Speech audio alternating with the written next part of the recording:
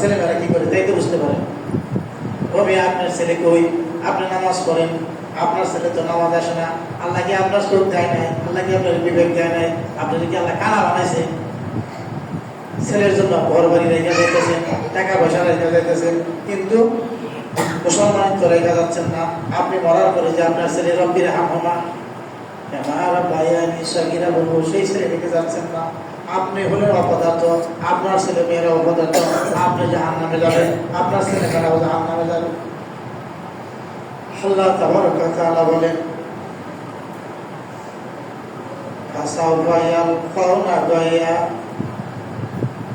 তারা শীঘ্রই জাহান্নামে পৌঁছে যাবে। অতি সত্তর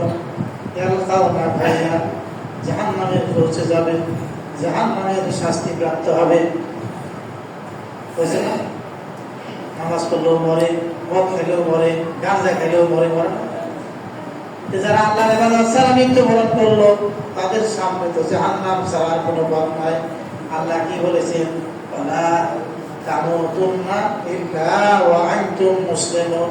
ও আমার বান্দারা, তোমরা একজনও মরো না, মরো না, কিন্তু যদি মরতেই হয় ইল্লা ওয়া আনতুম মুসলিমুন, মুসলমান হয়ে মরো। আপনি কি মুসলমান হইতে পারছেন? আল্লাহ তাআলা বলেন ইল্লা মান তাবা, তবে এই কাজ করার পরেও যদি কেউ তওবা করে, এই আজকে উদ্দেশ্যনার পরেও যদি কেউ তওবা করে, তো আমানা, কোরআনের প্রতি বিশ্বাস করে, হাদিসের প্রতি বিশ্বাস করে, কোরআন হাদিস বিশ্বাস করে, যেখানে যারা কোরআন হাদিস বিশ্বাস করে, এই আজকে মসজিদের মতো লক্ষ লক্ষ মসজিদে খুতবা হচ্ছে, কি লাভ হয়?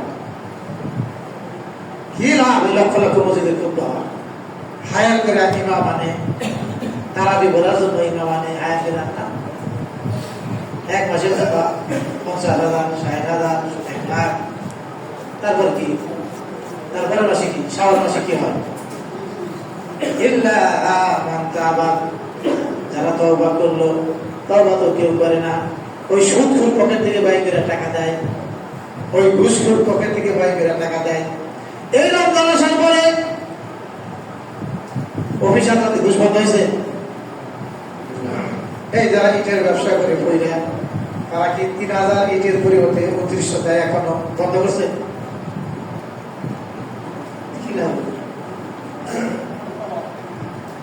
এই স্বভাব যদি আল্লাহর ভয় ত্যাগ করতে না পারে,